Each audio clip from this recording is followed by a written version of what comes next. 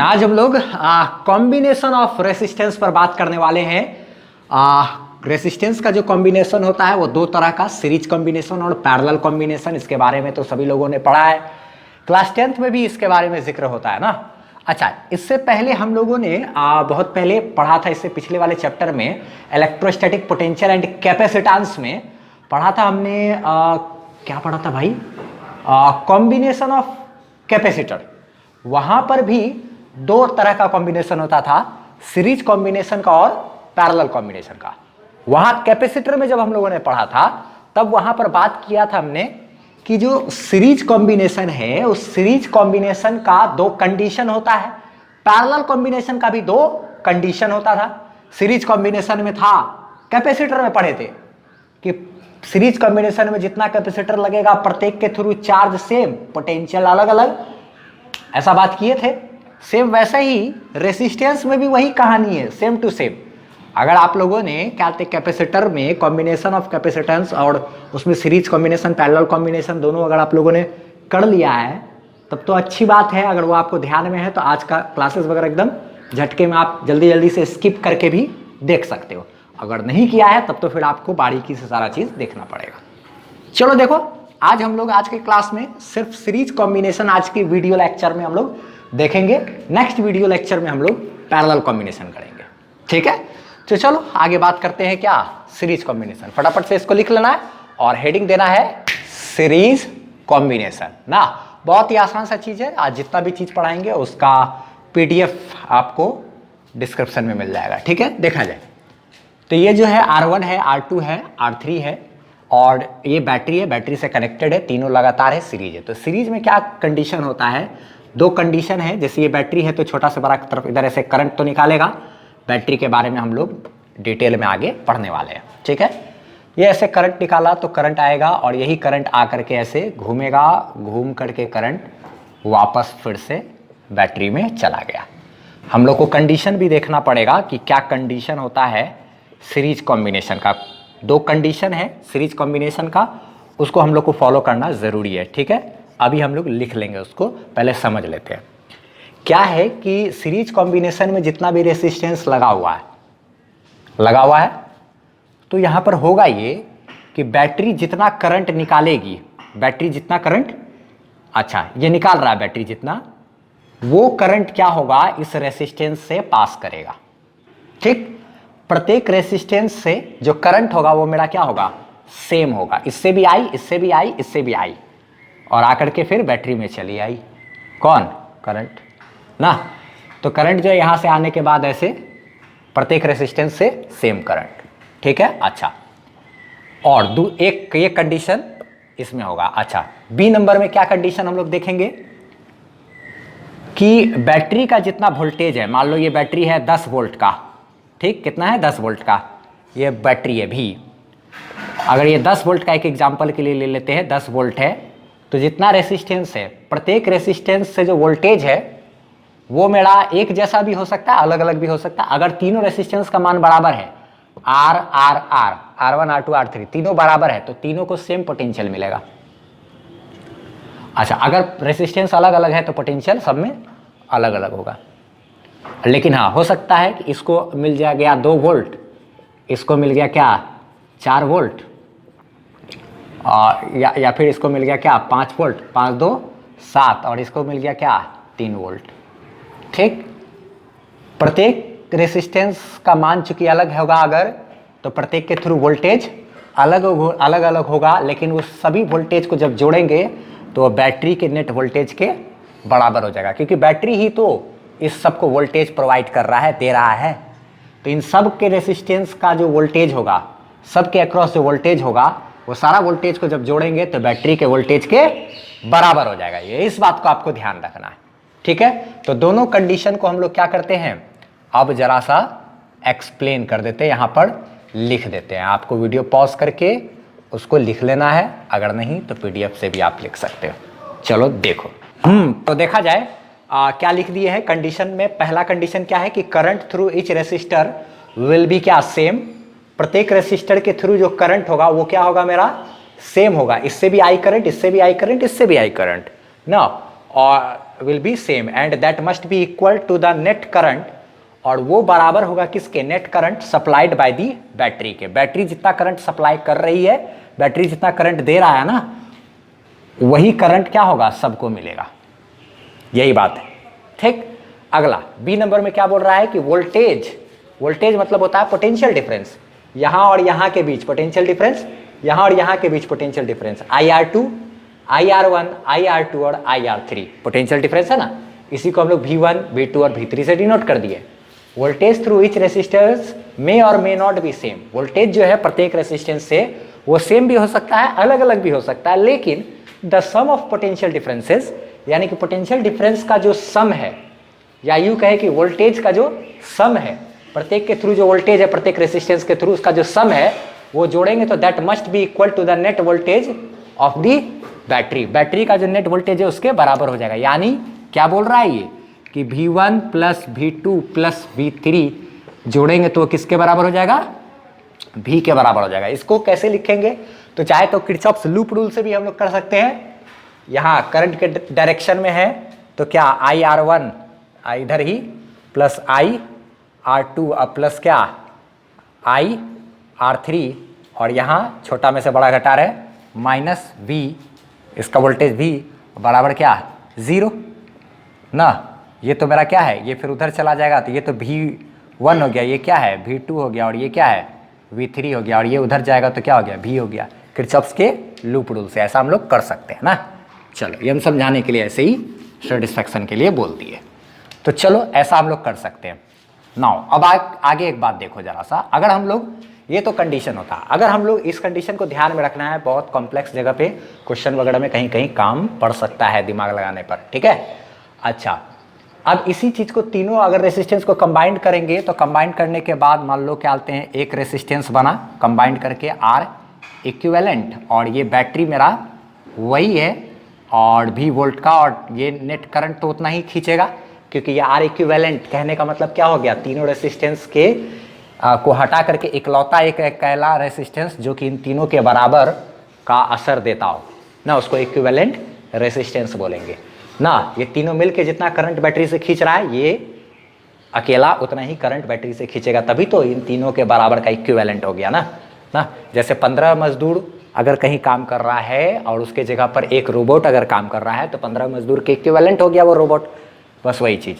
अच्छा, तो यहाँ पर देखा जाए तो यहाँ पर भी अगर आप चाहो तो ये V वोल्टेज है, यहाँ पे लिख सकते हैं हम लोग, क्या लिख सकते हैं भाई, V is equal to IR formula होता है ना, V is equal to IR Ohm's law से, I is equal to V/R ना, तो V इज इक्वल टू क्या IR लिखेंगे ना, V बराबर क्या लिख सकते हैं I इंटू R इक्विवेलेंट, ऐसा लिख सकते हैं क्या, V बराबर IR, ठीक है। अच्छा, एंड एक बात देखो तो V1 plus V2 plus V3 बराबर क्या है मेरा, V है। अच्छा चलो ठीक है। और एक बात देखो तो V1 की बात करें तो V1 मेरा क्या होगा, करंट इंटू रेसिस्टेंस, V बराबर IR, I into R1, V2 बराबर क्या होगा IR2, V3 बराबर क्या होगा IR3, नहीं, V1 बराबर IR1, V2 बराबर IR2, V3 बराबर IR3 नहीं होगा। वोल्टेज बराबर करंट इंटू रेसिस्टेंस होता है कि नहीं। अच्छा, वोल्टेज बराबर current into I is equal to V/R, इसको इधर कर दिए तो IR बराबर क्या वोल्टेज, सब तो जानते ही तुम लोग बच्चा वाला चीज़। तो क्या कहते हैं V1 के जगह पे हम लोग क्या लिख सकते हैं,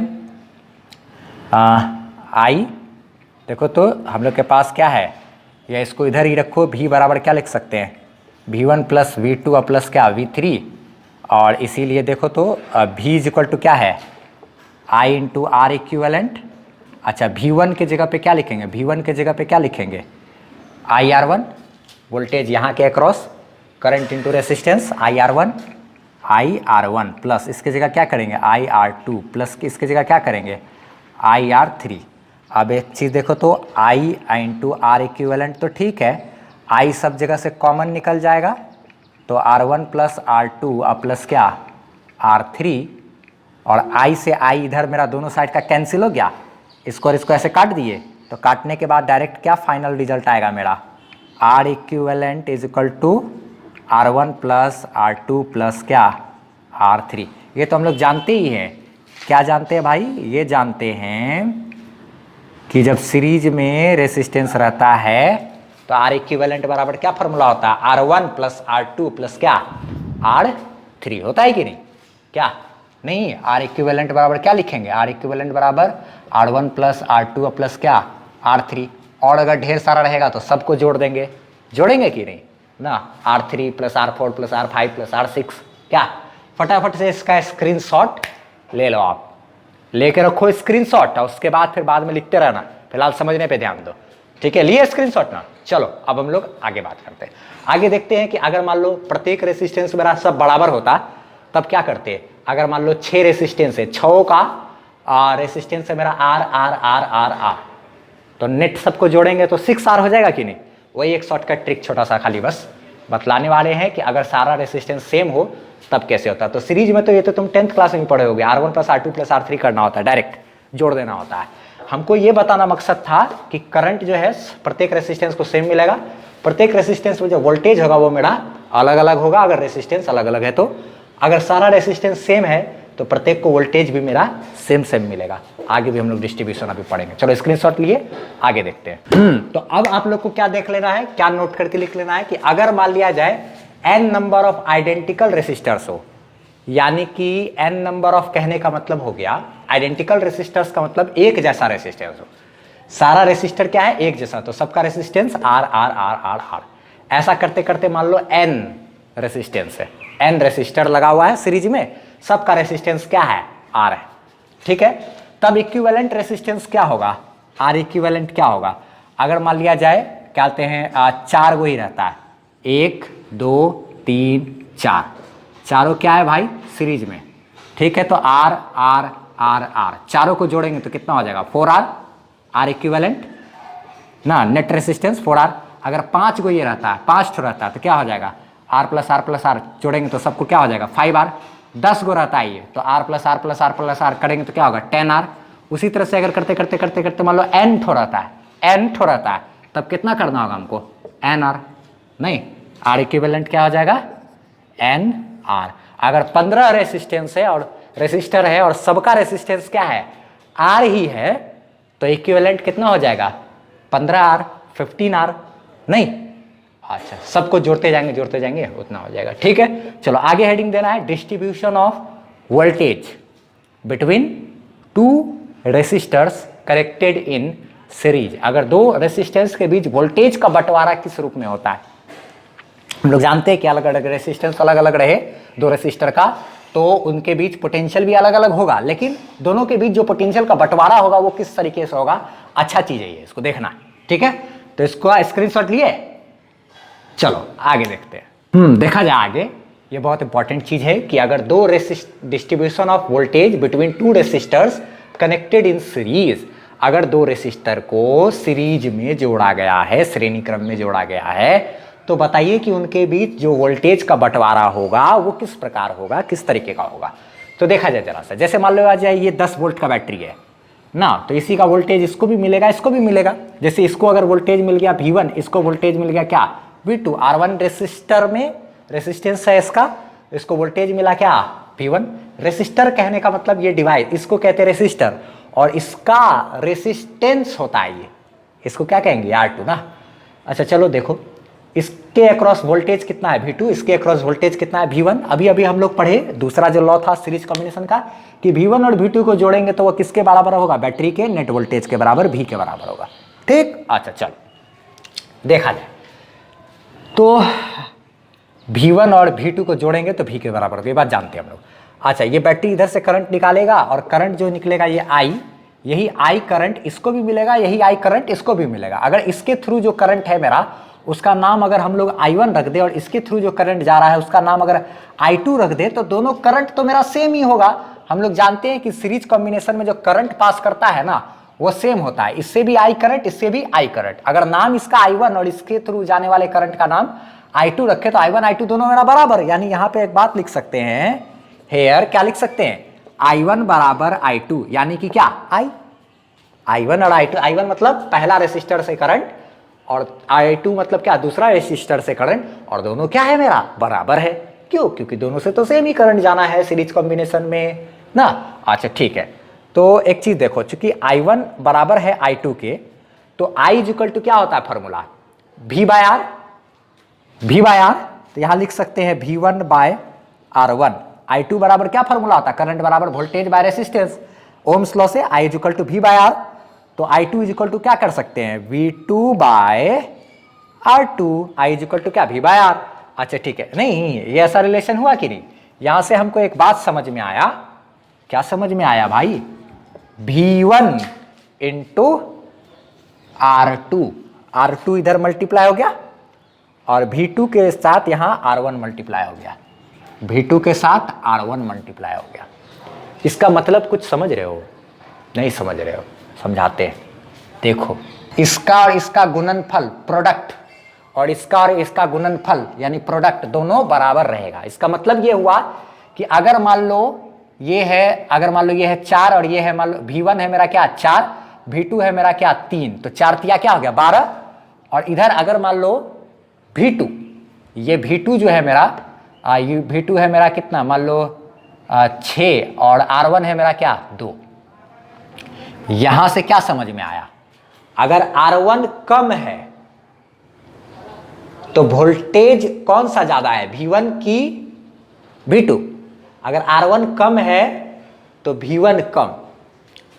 अगर अच्छा ठीक है, एक बात और देखो, ये R2 है ना, ये R2 तो ज्यादा है रेसिस्टेंस, R2 क्या है, ये ज्यादा है रेसिस्टेंस, ज्यादा है R1 से। R1 तो 2 ओम है, R2 क्या है 3 ओम है, ठीक। तो अगर क्या कहते हैं R2 यानी कि रेसिस्टेंस ज्यादा है, तो दूसरा वाला से वोल्टेज जो है मेरा क्या है, ये V2, ये वोल्टेज भी मेरा क्या है ज्यादा। अच्छा, इसको अगर एक सरल भाषा में समझे, अगर ऐसे नहीं समझ में आए तो क्या क्या बता दिए, अगर नहीं समझ में आए तो एक बात ऐसे समझो, ऐसे समझो, क्या फॉर्मूला होता है, क्योंकि I इक्वल टू क्या होता है V/R, ठीक। अच्छा, तो IR इक्वल टू क्या, यहां से ऐसा भी तो लिख सकते हैं, R इक्वल टू क्या V/I, बोलो लिख सकते हैं कि नहीं। ये इधर चला गया, ये इधर चला गया ना। रेसिस्टेंस और वोल्टेज प्रोपोर्शनल है, रेसिस्टेंस और वोल्टेज प्रोपोर्शनल है। अगर वोल्टेज ज्यादा रेसिस्टेंस ज्यादा, रेसिस्टेंस ज्यादा वोल्टेज ज्यादा, बोलो बोलो क्या है कि नहीं ऐसा, रेसिस्टेंस ज्यादा तो वोल्टेज ज्यादा, ये आपको ध्यान में रखना होगा। अगर ये वोल्टेज है, ये वोल्टेज को 2 हिस्सा में बंटना है, तो इन दोनों रेसिस्टेंस में से जो रेसिस्टेंस ज्यादा होगा, अगर R1 ज्यादा है तो V1 ज्यादा होगा, R1 ज्यादा है तो V1 ज्यादा होगा। अगर R2 कम है तो V2 भी कम होगा। रेसिस्टेंस ज्यादा तो वोल्टेज ज्यादा, रेसिस्टेंस कम तो वोल्टेज कम। इस बात को आपको ध्यान रखना।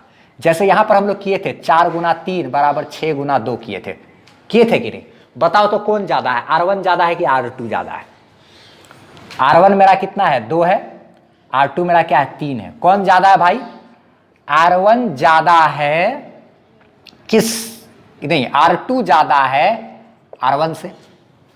R2 का मान 3, R1 का मान 2, ठीक। दूसरा वाला रेसिस्टेंस ज्यादा है तो क्या बोले, रेसिस्टेंस ज्यादा तो वोल्टेज ज्यादा, जब दूसरा रेसिस्टेंस ज्यादा है तो दूसरा वोल्टेज ज्यादा होगा। V1 का मान 4, V1 का मान 4 और V2 का मान क्या है 6, कौन ज्यादा है, V2 ज्यादा है कि नहीं, V2 6 है, V1 4 है, तो V2 मेरा ज्यादा, V1 मेरा कम। याद रखना, रेसिस्टेंस अगर ज्यादा होगा तो वोल्टेज भी उसके अक्रॉस ज्यादा होगा। अगर रेसिस्टेंस मेरा कम होगा तो वोल्टेज भी मेरा क्या होगा, उसके अक्रॉस कम ही होगा। इस दोनों बात को आपको ध्यान में रखना है ना। Higher resistance will get high voltage, voltage will be higher across higher resistance. क्या लिख सकते हैं, voltage will be higher across greater resistance ना। अगर रेसिस्टेंस ज्यादा है तो वोल्टेज ज्यादा होगा। यहां से भी आप सोच सकते हैं I इक्वल टू V/R, ये इधर चला गया, R इक्वल टू क्या है V/R, आई है, ये दोनों में सीधा संबंध है, डायरेक्टली प्रोपोर्शनल, रेसिस्टेंस ज़्यादा वोल्टेज ज़्यादा। अब यहाँ पर एक छोटा सा एक क्वेश्चन जैसा अगर मान लो क्या चाहे तो हम लोग यहाँ पे बना सकते हैं, एक छोटा सा चीज़ क्वेश्चन और एक एग्जाम्पल जैसा तुम लोग को दिखाते हैं। फटाफट से इसका स्क्रीनशॉट ले लो। सबसे पहले आपको ये हेडिंग देना है, उसके बाद ये फिगर बनाना है, ये चीज़ को लिखना है। अच्छा, उसके बाद क्या आते हैं, I is equal to V by R one, और क्या I two is equal to V two by R two, इसको इधर और इसको इधर कर लिए, ऐसे ऐसे लिख सकते हैं। और इसी से हम लोग लिख सकते हैं, आगे इसको हम मिटा रहे हैं, ठीक है, देखो इसको मिटा रहे हैं। यहाँ के बाद आप ऐसे लिख सकते हो कि फ्रॉम दिस रिलेशन को क्या लिख सकते हैं, अगर चाहें तो यहाँ पे डायरेक्ट ऐसे आप लिख सकते हो। इसी रिलेशन से साफ पता चलता है कि इन दोनों का गुना बराबर होना है, तो ये ज़्यादा ये कम, एक ज़्यादा अगर ये और ये कम, तो ये मेरा क्या होगा, ज़्यादा होगा। एक को ज़्यादा तो एक को कम रखना पड़ेगा, तब ना दोनों का गुणनफल डायरेक्ट यानी प्रोडक्ट मेरा मेंटेन रहे। अच्छा, तो यहाँ पे फ्रॉम दिस रिलेशन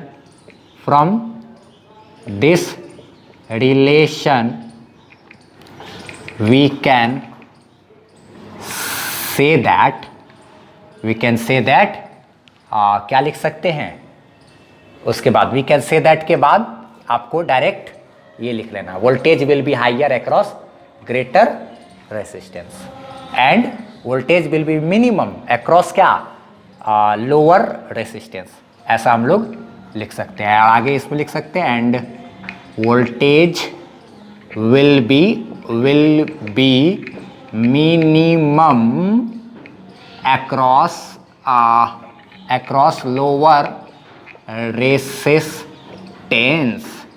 ऐसा यहाँ से यहाँ तक लिखना है, उसके जस्ट बाद आपको क्या करना है, यहाँ से आगे करना है, यहाँ के बाद आगे यहाँ से लिख लेना है, ठीक है।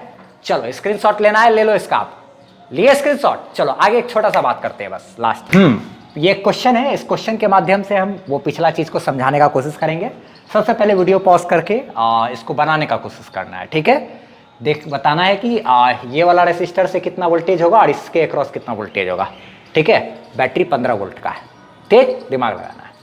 चलो अब हम बता देते हैं, ठीक है। तुमको अपना दिमाग लगाना है, बन गया तो ठीक, नहीं तो कोई बात नहीं, आगे देखो। चलो वीडियो पॉज के बनाए, चलो देखो आगे देखते हैं। अब क्या है, ये 15 वोल्ट का बैटरी है, इसको और इसको दोनों को मिलेगा। हम लोग अभी भी पढ़े कि रेसिस्टेंस जिसका ज़्यादा उसमें वोल्टेज ज़्यादा। अच्छा, ऐसा है, सही बात है। और रेसिस्टेंस और voltage R is equal to V by I होता है। रेसिस्टेंस जो है वोल्टेज के सीधा सीधा प्रोपोर्शनल होता है, ये भी बात हम लोग जाने। अच्छा, तो ये 15 है, यानी कि अगर रेसिस्टेंस ज़्यादा है तो वोल्टेज ज़्यादा होगा ना। अच्छा ठीक है, तो इसको वोल्टेज ज़्यादा मिलेगा और इसको वोल्टेज क्या मिलेगा, कम, ठीक है। तो इसका 2 गुना रेसिस्टेंस है ना ये, तो इसका 2 गुना वोल्टेज इसका होगा, ऐसा। इस रेसिस्टेंस का 2 गुना रेसिस्टेंस है इसका, तो इसका 2 गुना वोल्टेज मिलेगा किसको, इसको। क्या, यही फंडा अपनाना है। ये 15 है तो ये दोनों हिस्सा में बटेगा, इसको मिल जाएगा कितना, 5 वोल्ट, ऐसे दिमाग लगा लिए, और इसको कितना मिल जाएगा, 10 वोल्ट। इस रेसिस्टेंस का 2 गुना रेसिस्टेंस है ये, तो इसको जितना वोल्टेज मिलेगा उसका 2 गुना वोल्टेज मिलेगा इसको। और हाँ, दोनों को जोड़ेंगे तो 15 तो होना ही चाहिए बैटरी के वोल्टेज के बराबर। अगर तुम चाहो इसको मान लो 1 बोल दो, इसको अगर तुम 2 बोल दो, तो तुम लोग रिलेशन भी लिख सकते हो। क्या रिलेशन लिख सकते हो आप, देखो जरा सा।